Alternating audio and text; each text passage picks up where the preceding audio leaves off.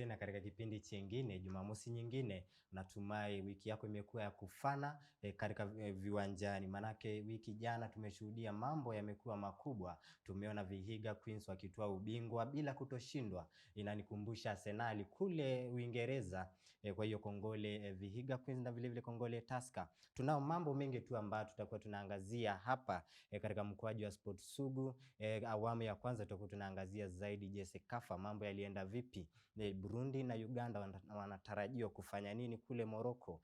Kwa hiyo tutakuwa tunaangazia zaidi katika awamu ya pili. Tutakuwa tunazungumzia zaidi kuhusiana na kandarasi ya wachezaji na usuluhisho, yule utaratibu ambao unafanyika katika kandarasi, kushughulika kandarasi ya wachezaji. Vile vile kumalizia Sport Sugu Extra tutaangazia zaidi riadha, manake kuna mashindano ambayo yataanza kule Oregon Marekani mwezi ujao.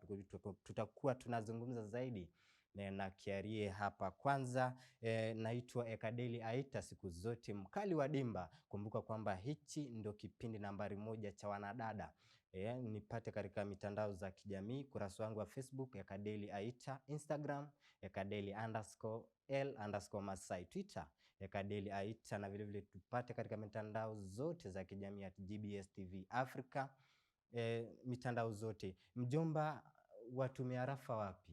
Watumia arafa kwa 21144 na WhatsApp 0742529011. Tarudia WhatsApp 0742529011. Wanipate pia katika mitandao yangu ni Kiari Mwangi katika Facebook, Twitter na LinkedIn. Na tuzidi pia kwa shukuru watazamaji, manake episode 08 tumekuwa na safari na tunazidi kwa shukuru kwa kutazama, kwa kutupatia feedback. Yapi ya leo mjomba? Nakushukuru Kiari, manake naona leo umeng'ara. Leo una t-shirt tu, msimu wa baridi, t-shirt si kawaida. Si kawaida. Labda pia ni ile joto ya sport. Umefakamia madondo leo. Ile sport. Kiari, kwanza mwanzo tunahuzunika kutangaza mauko ya mchezaji wa Trans Nzoia Falcons. Anaitwa Marvel Simiu, ambaye aliaga dunia usiku wa kuamkia siku ya Jumatano, hiyo ni Tuesday. Aliaga kule katika hospitali ya Webuye. Kwa hiyo tuna majamana wa rafiki, tunazidi kuombea na tunasema makiwa, manake ni mmoja wetu na lazima tumtaje katika kipindi cha Sport Sugu. Kumbuka kwamba hichi kipindi tunakuza talanta ya wanadada, tunaangazia mambo ambayo yanaathiri mwanadada moja kwa moja. Kwa hiyo Marvel Simiu, familia yake makiwa kwake. Na hapa Sport Sugu tunasema tunaangazia masuala mbalimbali ya wanadada wetu. Wakati wa furaha, wakati wa majozi, tuko pamoja. Naam. Jomba, timu yako ya KWPL ilimalizia nambari ngapi? Namba yangu ya KWPL ilikuwa namba 13. Bunyore Starlets. Bunyore Starlets. Walizamishwa na Vihiga weekend. Walizamishwa na Vihiga na pia Kangemi Ladies pia ikabidi pia walishushwa daraja. Tumeona timu ambazo zishashushwa daraja ni Bunyore na Kangemi Ladies. Timu zako hizo? Timu zangu hizo sana. Timu hizo pia hizo nimezienzi sana. Lakini pia hapa Sport Sugu tunasema yote ni yetu. Wale wa kwanza, wale wa mwisho, bado wote tunawaenzi. Na Kayole Starlets na Kisumu Starlets kuliendaje? Kayole Starlets kulikuwa na mshike Kiarie. Manake ule mchezo au kufanyika kwa sababu moja au mbili. Tumeshuhudia mambo haya yakitukia, lakini mchezo ulikuwa uamue nani ataenda, nani atasalia. Sasa hapo unajua kuna panda shuka kidogo, kuna mushkil, lakini tena tunaomba itatuliwe rahisi, na msimu ujao hizi shida kidogo hizi unasikia refa, hizi unasikia walkovers, maana tumeshuhudia walkovers nyingi sana. Lakini pia yote tisa pia tunaomba pia shirikisho, federation, walikuwa wamesema wanazungumzia habari ya sponsorship. Labda hiyo walkover na ile kutosafiri na shida pia za kifedha, wachezaji wajalipwa kwa muda. Na labda tunatumainia msimu ujao utapata ufadhili. Mambo yatabadilika. Acha tusubiri. Tukianza mwanzo mechi ya Kayole Starlet, mwanzo kuna timu ambazo zishashushwa daraja rasmi. Hiyo ni Bunyore Starlets na Kangemi Ladies. Kangemi Ladies wamesuasua msimu huu, wamepurura. Kuna timu ambazo ilituzwa. Tunajua Vihiga Queens walituzwa milioni 1. Kando na hayo tumeona goalkeeper Diana Tembesi akituzwa, manake alikuwa na clean sheets 16. Mchezaji bora mfungwa bora tumeona ni Topista Situma yule manake Topista Situma yeye pia amekuwa na msururu mwema katika hii league. Na tuseme pia Vihiga United kwa ujumla imejitahidi sana katika ligi hiyo, unbeaten. Hatutasema juu ya 205 Arsenal kwa hapa tunazungumzia, najua tabasamu lako ndio sisi yao. Lakini pia tuseme pia KWPL kwa ujumla tunatarajia msimu ujao tutakuwa na matokeo zaidi, tukuwe na goal scorer 20, at least amefunga bao 20 kwenda juu. Naam. Maana hata KPL hamna amefikisha 20 kwenda juu. Lakini natumai manake Vihiga wamekuza baadhi ya wachezaji. Tumeona Gentrix Shikangwa ambaye alikuwa anachezea Harambee Starlets, anachezea kule nje. Tumeona Vihiga Queens wanakuza wachezaji. Kando na kuwakuza pia wanawapa platform ya kuendeleza talanta yao kule ugaibuni. Kwa hiyo kongole Vihiga Queens, na natumai hizi timu zote ambazo ziko katika ligi ya KWPL pamoja na washikadau wahusike moja kwa moja kuinua talanta na kukuza soka katika KWPL. Naam. Tuvuke hapa Kampala. Tuvuke Kampala. Kampala wasemaji? Twende Kampala. Kampala kule kunaitwa ile stadium inaitwa Fufa. Fufa Stadium. Mambo yalikuwa mazuri kule. Umeona Sekafa licha manake mimi mwenyewe hatupo jamani. Tunaangazia majirani zetu Uganda na Burundi. Mwanzo washindi walikuwa Uganda Women's. Walibeba taji hilo kwa mara ya kwanza kwa kuilabua Burundi 3-1 siku ya Jumamosi kule Fufa Technical Center Njeru. Magoli yalitiwa kimiani, labda nikitaja tu, yalitiwa kimiani na Sandra na Bweteme. Alifunga magoli 2. Fazila Ikwaput, kumbuka kwamba Fazila Ikwaput ni mchezaji ambaye ametuzwa mchezaji bora katika mashindano hayo. Mchezaji mzuri Ikwaput. Burundi ilifungiwa na Joel Bukura. Nafasi ya 3 samahani ilichukuliwa na Ethiopia. Manake walipiga Tanzania wenzetu magoli 2-1. Tumeona pia Tanzania ni wazuri, manake soka yao inainuka. Tumeona under 17 wanasafiri, wanacheza World Cup. Tukiangalia individual awards, Fazila Ikwaput tumemtaja mchezaji bora. Mfungaji bora alikuwa Opa Clement kutoka Tanzania. Goalkeeper bora alikuwa Daisy na Kaziro Uganda. Fair Play Award iliendea Tanzania, walicheza mchezo mzuri licha ya matokeo. Kwa hiyo Burundi na Uganda unaambia nini? Burundi na Uganda umesema vizuri vyema. Kenya tushiriki kwa wakati huu. Burundi na Uganda ndio wakilishi wetu hapa East Africa katika African Women Cup of Nations. AUCON inaanza tarehe 2 mwezi wa 7 pale Morocco. Sijui ulikuwa umeniambia mwelekezi wetu atatengenezea passport. Tutakuwa tukisafiri Morocco. Tunaabiri ndege moja kwa moja hadi Morocco. Hapa JKIA. Naam, kwa hivyo kwetu Burundi na Uganda kila laheri. Manake ndio wakilishi wetu na tunazidi kuombea. Tanzania tuwataje kidogo. Tanzania tunaona katika federation, katika mikakati zao, structures zao, Tanzania inainuka sana. Inainuka sana. Sasa tunaona pia Uganda na Burundi kama wakilishi wetu tunazidi kuombea. Naam, tutazungumzia mengi zaidi katika Sports Extra kuhusiana na Tanzania, Burundi kwa ujumla. Tutakuwa tunazungumzia zaidi. Lakini kwanza kongole kwa Burundi na Uganda ambao ni wakilishi wa Afrika Mashariki. Kwanza tutakuwa tunapumua, lakini baadaye tutakuwa tunajiunga na sport lawyer, tutamfahamu yeye ni nani. Tutakuwa tunazungumzia masuala zaidi kuhusiana na kandarasi na usuluhisho na vile vile mchakato ambao unafuatwa katika mambo ya kandarasi. Kwanza tunapumua, tunarejea hivi baada ya muda mfupi.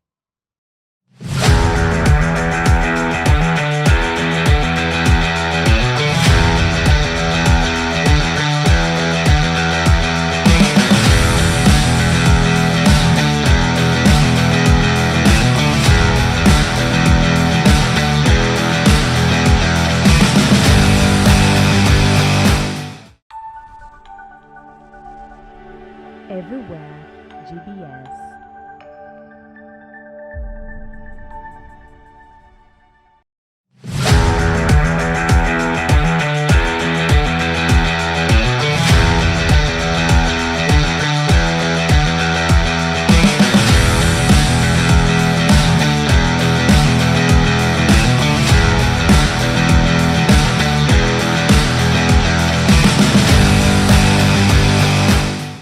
Ndo sisi hawa tena, mtazamaji wangu, kumbuka kuzungumza nasi katika mitandao za kijamii ya GBS TV Africa. Pia tutumie arafa katika 21144. Katika awamu ya pili tuna mdahalo ambao tunazungumza masuala zaidi ambayo yanahusu mwanamke moja kwa moja na vile tasnia wanadada katika spoti, mambo zaidi ambayo yanaathiri wanadada zetu. Lakini leo mada ni kwamba sports contracts and arbitration, kandarasi na usuluhishaji. Kwa hiyo tutakuwa tunazungumza zaidi.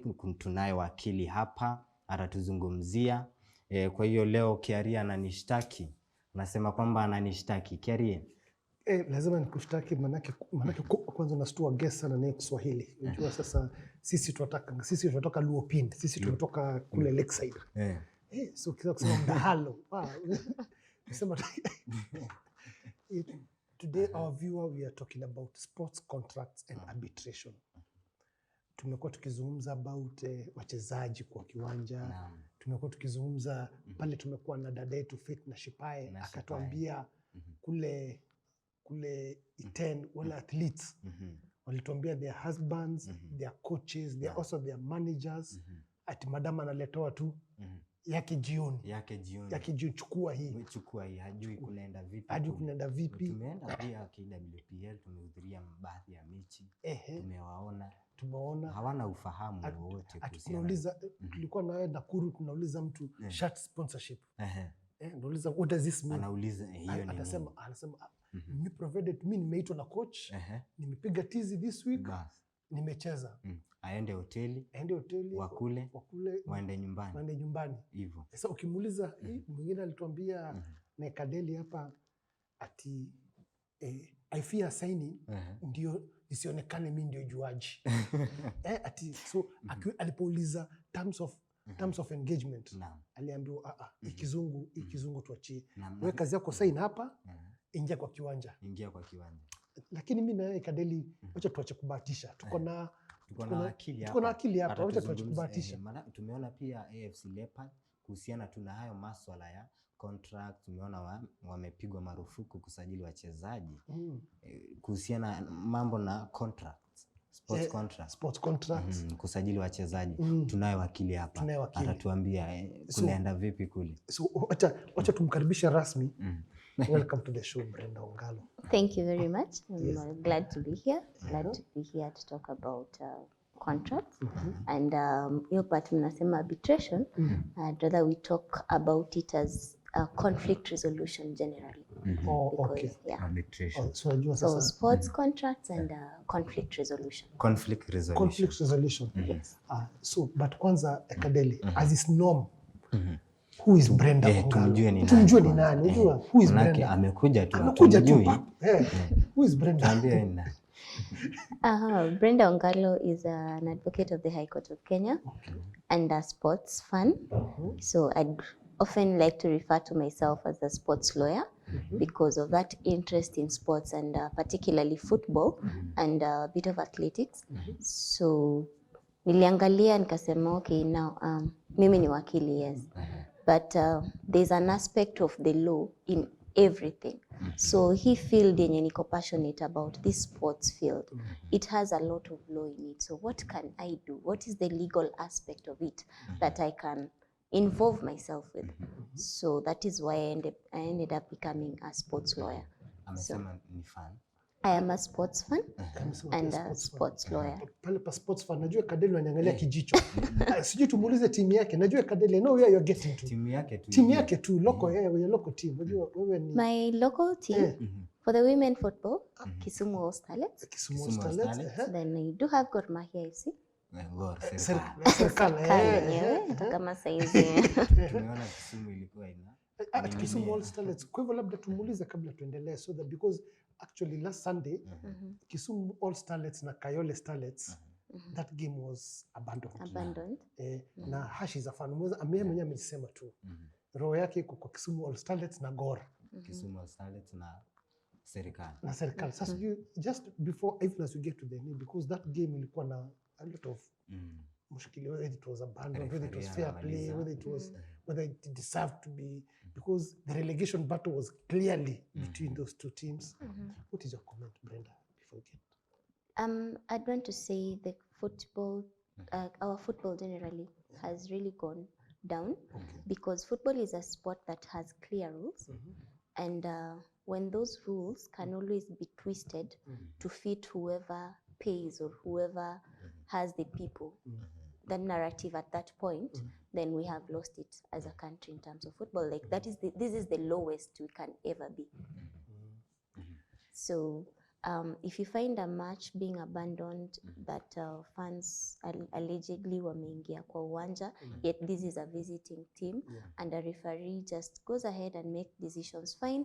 It is his discretion as a referee. Aliona that was the best he could do at that particular moment, but that discretion should never be abused, and especially if it's either a title decider or a relegation decider. So we should not abuse that discretion. So for that, it wasn't handled in a professional way.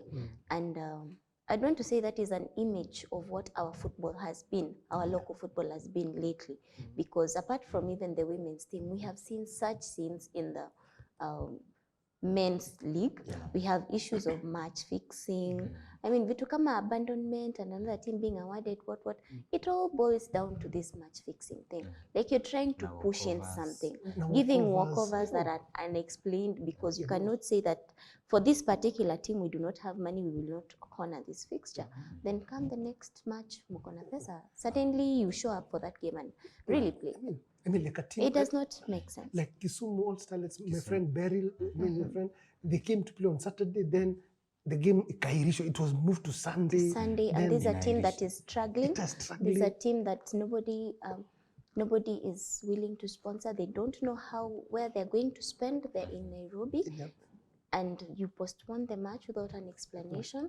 They still manage to honor that fixture. Then you abandon it somehow. It points a lot to how professional our football is being run. We are truly lacking in that essence, and I hope things can get better because we are at the lowest. So saizi the only way we can only go it's up. When you hit rock bottom, tumefika mwisho rock bottom, the only way to go it's up. Brenda, let's come back to you. Umesema kwamba we ni sport lawyer. Sport lawyer inahusu nini? What is it? When you talk of sports law, it's very wide because number one, there's a legal aspect, as I said, of there's a legal aspect in everything you do. And now when it comes to sports, for a sport, any kind of sport, the background, the backbone of any sport is a contract. Because number one, you will be engaging a player as an owner of a club or as a founder of a club. You will be engaging a player unless tuseme wewe ndio owner wa hii club na wewe ndio unaichezea peke yako. So which again, still you'll have to know how you are engaging with as being a player, separating an entity from the ownership and what. But now if it's a team, you have to get players. These players, when they come in to engage, to play for your club, there's a contract formed. Whether it is written or unwritten, but there's always an imagined contract there. if you own a football club, there is a way you are going to engage with the service providers. There is a way you're going to engage with a sponsor if you're looking for sponsorship for your teams. How you engage with them, what they give you versus what you give them is based on a contract.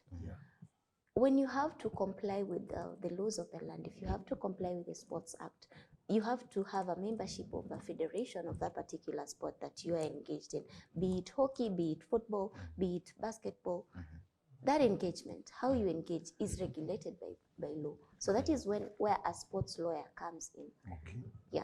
So there's an aspect of law in every little thing that you do. How you are going to play with the other team. There are sports laws laid down. There are football rules laid down. Those rules must be complied with. If you do not comply with a particular rule, be it a FIFA rule, and you break some of them, there's a disciplinary action that can be taken against you. You're given a hearing. That is law. So that is where the sports law comes in. Okay. Kiarie, tumekuwa tunasikia tu agents. Tunasikia tu agents. You see, because I worked with this kind gentleman here, and I think we were told, these were the ones who were told that me, I don't know anything to do with contracts. I have an agent who handles my contracts. Yeah, and at that point, you as a player and your agent have an agency relationship. There should be a contract between you two. So they should. As to what to what extent are they going to represent? A contract between a player and that's an agency relationship that has been formed. You need to have an agency contract at that point. That point. Yeah. Because I think, and academically, I think that's why I think today we're in good hands. Because that player told us, Altuambia, me, I don't know anything about contracts, ask my agent. So we asked, so you kazi yako ni? Akaniambia, mi kazi yangu, give out my bank details after everything, napatanga pesa yangu. So they don't know how much are the terms of engagement. So I think to start off our show, Akadelia, because we have now had, we have known a broad background of sports law. Let's start with the agency, because that's where a lot of our players here, they have this thing of, unaona kule majuu. Kule majuu, you talk to the big shots in all sports discipline. Anakuambianga nini? Talk to my agent. So pia sisi, we are copycat Kenya. We have this, Brenda is my agent, talk to my agent. So agency contracts, I think that's where we need to start off, because that's a lot of area. Hata Kiarie, ukiangalia ligi za KWPL, utapata kwamba asilimia kubwa hawana ma-agents ya wachezaji. Hawana. Yeah, hawana. So agency contract, agency relationship, what is to define who an agent is in the simplest terms, it should be a representative or somebody just to represent your interest to a party, to another party. So you have granted this person authority to act on your behalf. So everything that they're supposed to be doing are basically in your interest. So if they are going to negotiate a contract with a particular team that you're going to play with, it should be in your terms. Yeah. So they should be able to consult with you and ask you, fine, tumepata hii team, unafaa kwenda kucheza, these are the terms that they're tabling, are you okay with them? And in most instances, you would advise somebody to get an agent that is conversant with that particular area, because what's the need of having an agent who does not know how that particular field operates? Anafaa kurepresent your whole interest in that particular area. So anafaa akwe ni mtu mwenye anajua, okay, this is how football is supposed to be. This is how much you're supposed to be paid. This is a sign-on fee. This is your monthly payments. These are your bonuses, your allowances. You will be on breaks at a particular period, and you're supposed to report where. They're giving you this for your medical insurance. They're giving this for you being away from your family and all that. Like, it should be somebody who is knowledgeable in that particular field. Huwezi pata tu agent mwenye ametoka huko anakuambia mimi nitakuwa agent wako, yet all they are seeing is the money aspect. Mse ako na talent, atalipwa hizi pesa. So they're seeing the money end, lakini only hawaoni the other impacts that it will have, because you'd find an agent pushing you to a particular club because they do have money, so he knows every time you move from this club and go to this, anatoa kati yake. Unaona? So even when agreeing, wewe ndio mchezaji, ni unaenda kuswetu, kwa nini unaenda kutizi, ni utapata injury. Time uko injury, salo inaingia, yeye anakata zake. Unaona? Yeah, so bado nini. So you, when creating this agency, I think it would be better if we start from a point of what does a valid contract look like? Because it is the backbone of everything. Everything that you will be doing as a player, everything that you'll be doing as an athlete is a contract, is bound on your contract. Yes. So whoever gives you the offer, look, is this an offer that I'd want to take? Then you accept. So that is offer, acceptance. Then there must be a consideration.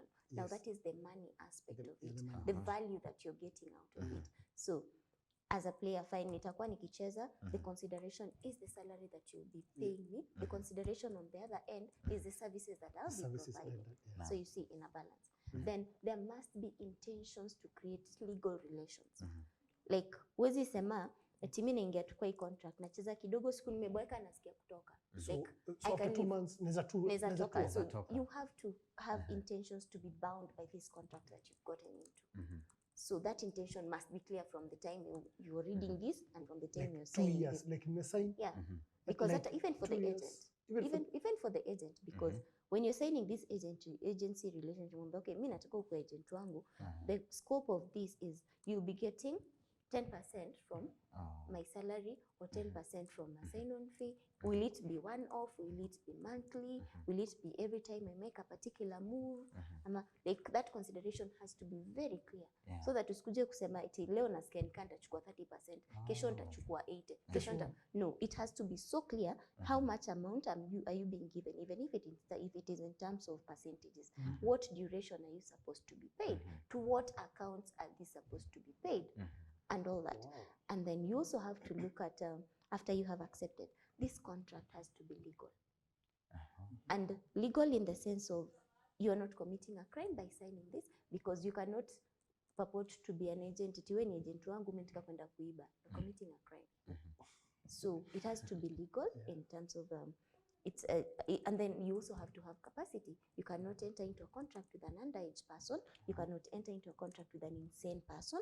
You cannot enter into a contract where you have threatened this person, umemtisha, ama hata si kumtisha, umembribe, or as you've said, the issue that we're having in women's football mostly is their managers, their bosses, their coaches, double lovers, their boyfriends, and their whatever. So there's some sort of coercion, sexual coercion, like you're giving up something for sexual favors, you're giving sexual favors for a contract, a chance to play.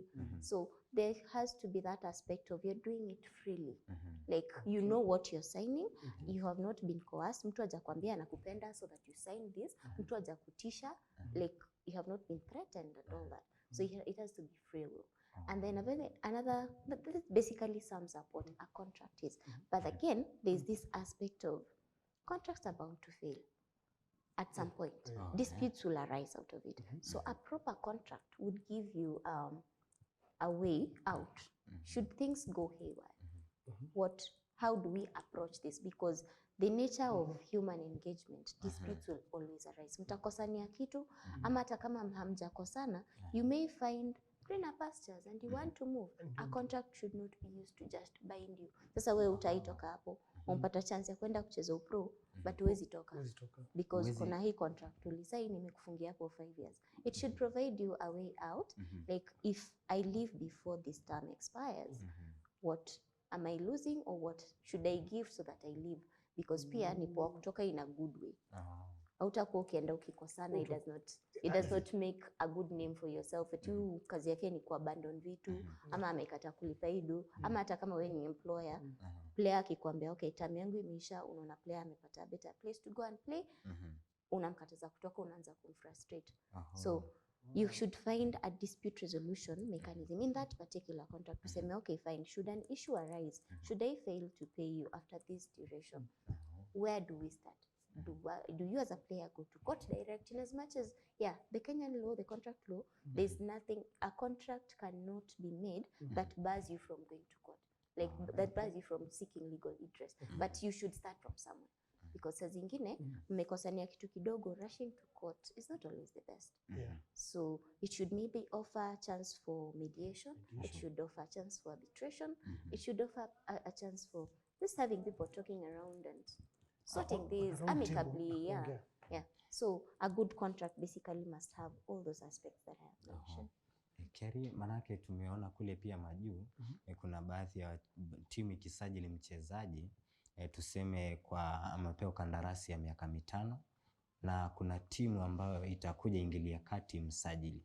Kwa hiyo faida huenda kwa timu ya huyo mchezaji ambaye ile timu alikuwa amesign contract ya miaka 5. Je, faida itakuwa kwa hiyo timu ama kwa player? Kunaenda vipi?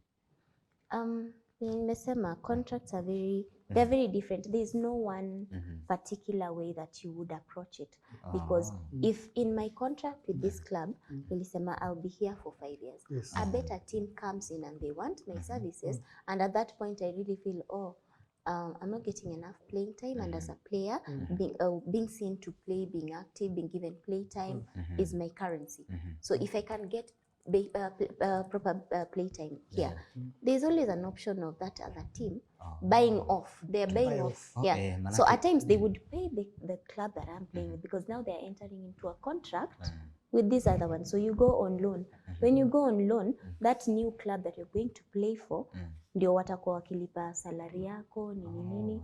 So you're still a property of the other club, but say property because they don't own you per se, but you have a contract running with them. So hujaenda completely there, but they're paying all, they've undertaken to pay everything that club was playing.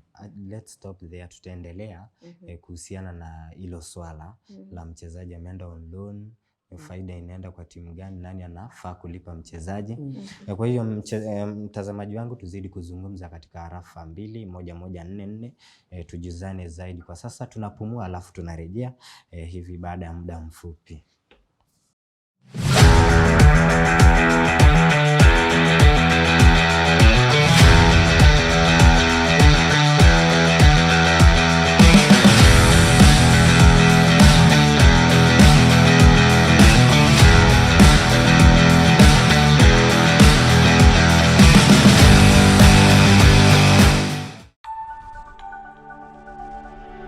Everywhere GBS.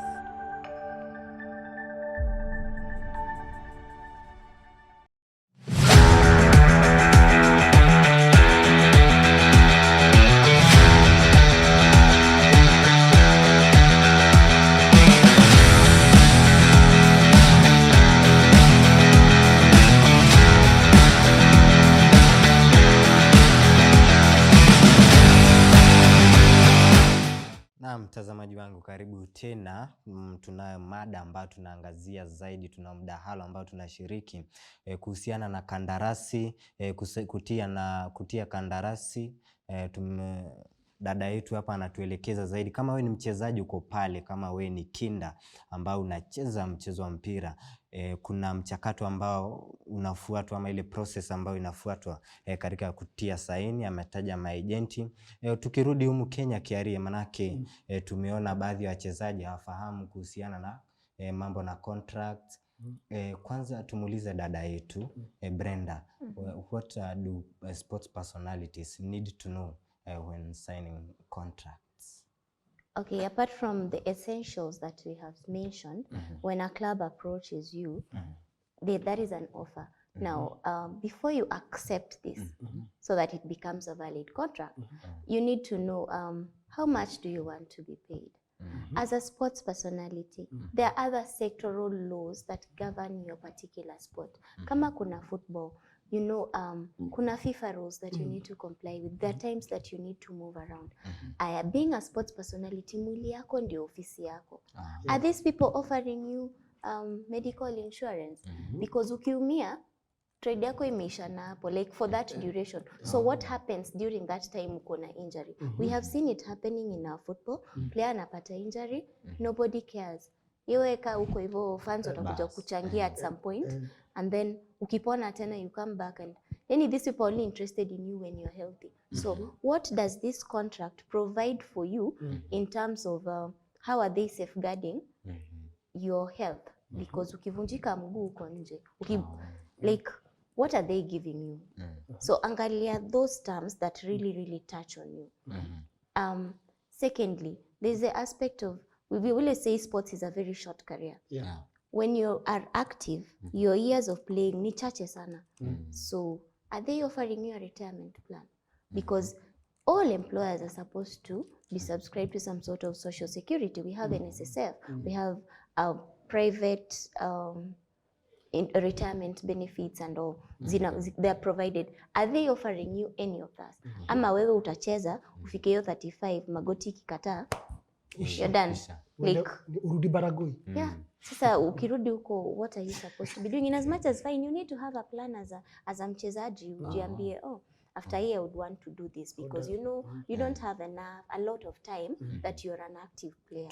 But apart from that, again, you need to, apart from having a club provide for your medicals and your retirement, you need to look at, you don't want to confine yourself to just playing in Kenya. Okay, like ama wewe unataka tu ucheze, ulizaliwa Siaya whatever wakakusign, unataka tu ucheze tu hapo peke yake. So what are your prospects of growth? This contract should, you want to go pro, but unapata umesign contract yenye inakwambia umesaini contract, but within ukitoka hii club yetu ufai kuparticipate in a club that does the same thing or in the same league in the next 3 years. Time yako itakuwa imeisha. So you really need to be keen on how much you're earning, how much, because as zingine you'd want to say money is not the motivation, but that is your currency at that point. Like you're offering them, utawin now league, utacheza now, you'll keep them in the top league, they'll get sponsorship. And then it is also important to know that these clubs that you're going to sign for, they also have external contracts. And your image as a player may be subjected to use from time to time. Because hautasema, a sponsor, I don't know if it's okay if we do mention a brand, but a betting company comes in, SportsPesa comes in and wants to sponsor this club that you play for. At some point, they want to use your image as an athlete because it is your performance. Wewe ndio player, umejituma, watu wanakujua, you are the top scorer in that league, umejituma kabisa.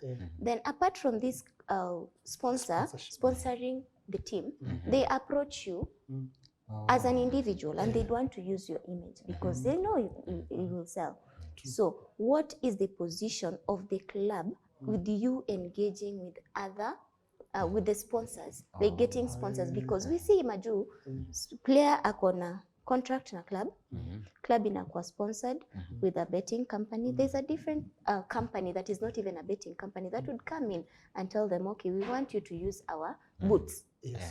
So you'd find saa zingine a contract bars you from engaging third parties in personal sponsorships. So vitu kama hizo ndio unafaa uangalie. And that's why we say it's always important to have somebody else look at your contract, because at the heat of the moment umefurahi nimepata club, sijakuwa nipata club, you'd be excited, you will not go through this. And any other contract would have hidden clauses, or it would have a clause that ukiangalia unaona face value, fine, I'll sign, mimi nataka kuchezea team. Tumeangalia hivi umeona kama Kadeli, najua Kadeli anaangalia kijicho manake, Kadeli ananiambianga his first point of engagement is Kenya shillings. How much then you sign and you see, oh, huku nimepanga nikilipwa 7K per month. This people are giving me 100,000. But you're not looking at 100 umepewa, kosti ni wewe. Hakuna winning bonuses, hakuna allowances gani. They're not saving anything for you kwa NSSF. So these 100, ukiumia shauri yako. I mean, a claim when you are injured during the season, salary yako ina stop. Like you only paid for the number of games that you play. Vitu kama hizo. So you really need to look in the, ama you find inakwambia fine it's 100, but should you have a sponsor, or you're not supposed to engage in any related activity for mpaka utoke hii club Yeah, hata ukitoka hii club for about 3 years you're not supposed to engage. Kwa hiyo lazima upitie kwanza, Pitia yote, soma, uangalie all the aspects of it. Yeah. Na nikuulize Brenda, what is the Kenyan situation? Because happy Sports Sugu is a dedicated women only. Na tunaangazia all sports. All sports hapa ni hockey, swimming, you know, all sports. Currently, from where you sit, what is your experience and contracts? Do we have contracts in Kenya? Do we honor them? Do we know about them? Manake tumeona hata baadhi ya timu hazilipi wachezaji. Kuna wachezaji wanastaki timu kwa FIFA, tumeona. FC, tuzungumzie na timu zetu hapa. Lazima tuseme, ndio tutatue. Tumeona FC, FIFA imeingilia. Kulienda vipi kule? Mpaka ikafikia kiwango kwamba AFC imebaniwa na FIFA. Tumeona mchezaji wao alikosa kulipwa. Ilikuwa sijui milioni 1.8. Aliyekuwa nahodha wao hapo kitambo, simkumbuki jina. Juu sababu ya contract, hii mambo ya contract na maagenti hawakuzungumza vizuri. Ndio nimeuliza Brenda aturudishe sasa, atuweke kwa situation ya Kenya. What is the current situation? Yani wachezaji wa Kenya kwa jumla kwanza. Okay. When you look at it generally, hawezi sema contracts do not exist. Contracts zipo, but when it comes to the implementation, hapo ndio kuna shida. Unapata mchezaji ana contract, anaambiwa nimesainiwa, nina contract na hitting. Ask them what is in that contract. Hawajui ni nini iko kwa hiyo contract. Alisaini, anaambiwa mi agent aliniletea contract, nikaambiwa ni sign, nikasign, mimi huenda kushow up, mimi mcheza team. So unamuuliza unaenda kucheza. Like probably agent atakwambia nimesign contract, utakuwa ukilipwa hii.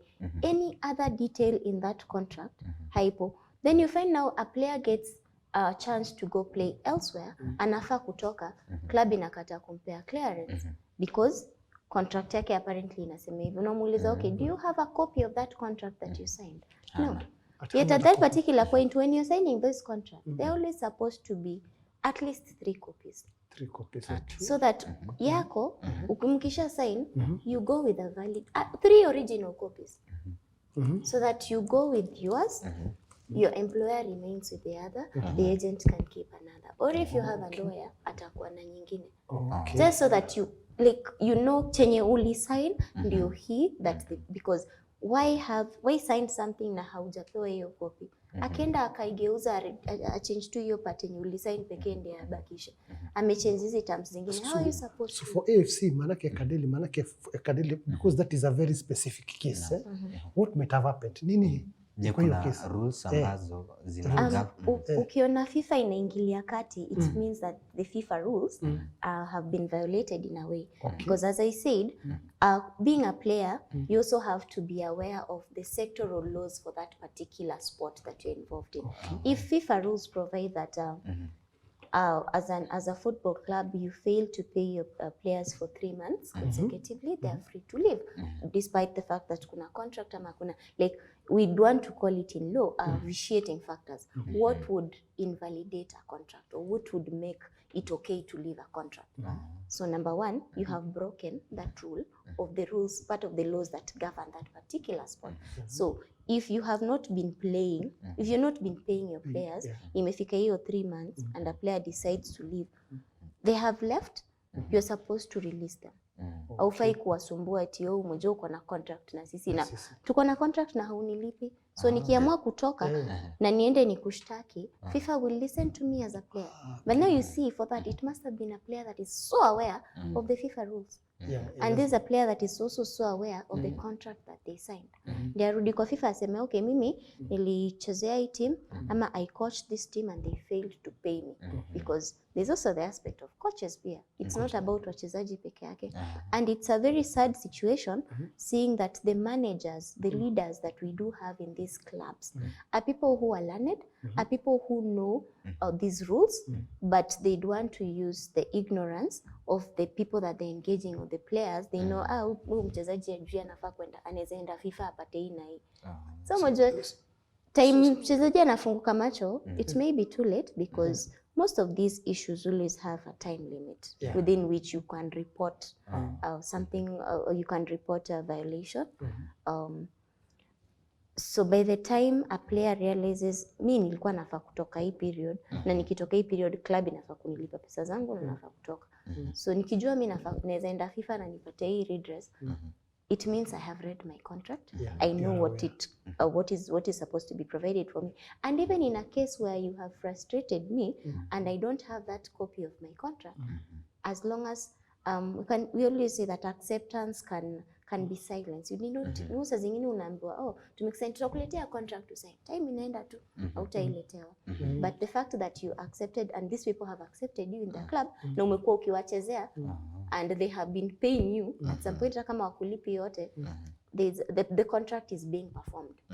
So there is an implied contract. So implied contract ni ile labda mimi nimeambia Ekadeli nimemwalika kwa klabu yangu lakini namdilisha contract, namwambia wewe nitakupatia contract next month. Kila siku kimaliza jioni wewe ngoja kesho tukutane nikumbushe ni contract. But mwisho mwezi namlipa na mwisho na yeye pia anakuchezea, unaona?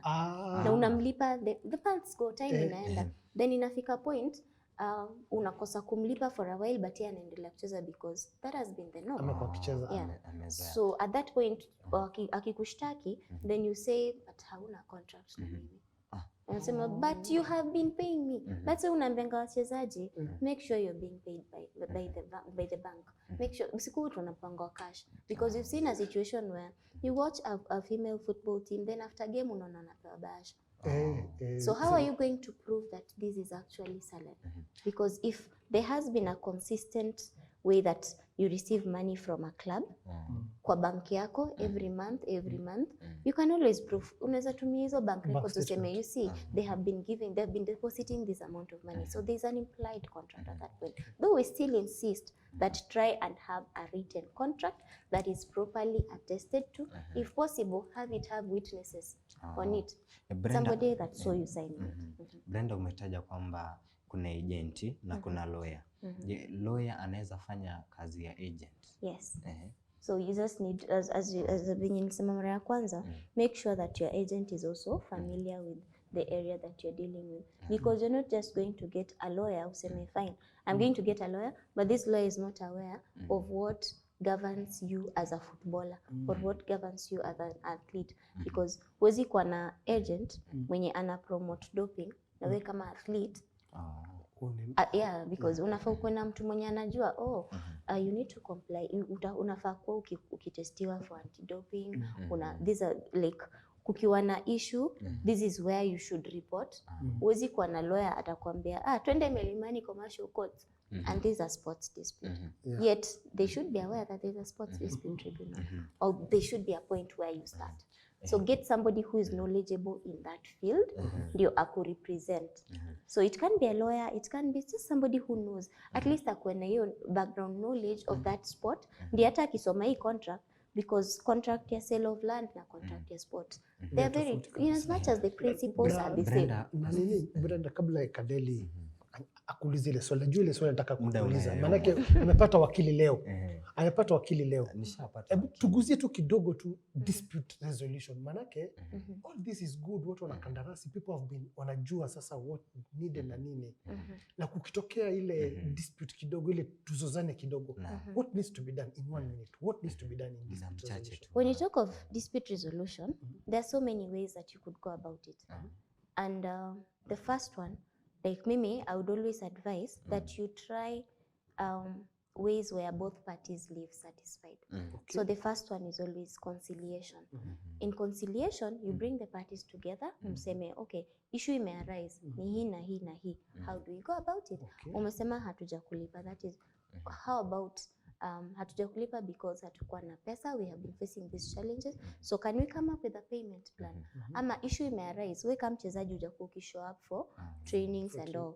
So wewe leta issue yako, nilete yangu, we find a middle ground, we settle this. In a situation where conciliation has failed, or you feel like hapana, me cannot face this person to talk to them nini. So still trying to be in a way yenye bado mnaweza pendana after you. Come back and get a mediator. I am a certified professional mediator. Get a mediation. Brenda, sababu muda umeyoma sana, kuna mchezaji anatazama pale. Mwambie neno la mwisho. Neno la mwisho, I'd say read through your contracts. Get a contract.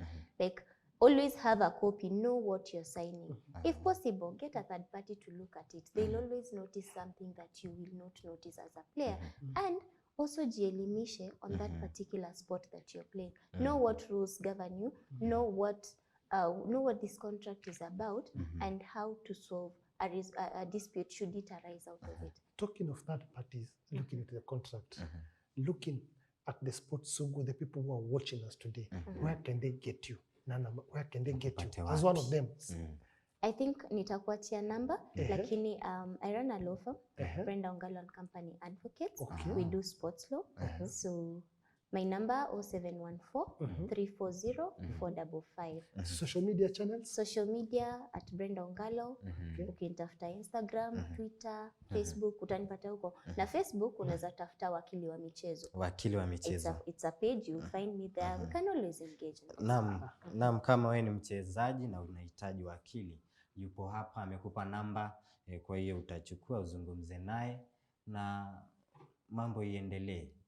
Kerry, langu ya mwisho kwanza is thank you very much Brenda. Tuko na Sports Extra. Thank you very much Brenda kwa kuwa nasi. And to the viewer, I think it has been a very educative session. A lot of Kenyans don't know much about contracts, and when they know, hawajui venye Brenda amesema, a third eye, jicho la tatu, just to have your close attention. Wapitie mikataba, wasome vizuri, basi wapige wasaini. Kwa hiyo mtazamaji wangu, nitakuwa na tamatisha kwa sasa awamu ya pili. Tumekuwa tukizungumza zaidi kuhusiana na kandarasi na maagenti, mawakala, mambo ambayo wanahusika nayo. Kwa hiyo natumai umemsikiliza Brenda hapa. Kwa sasa Brenda akiondoka, sisi tutajiunga nawe katika Sports Sugu Extra tukiwa pamoja na Kerry.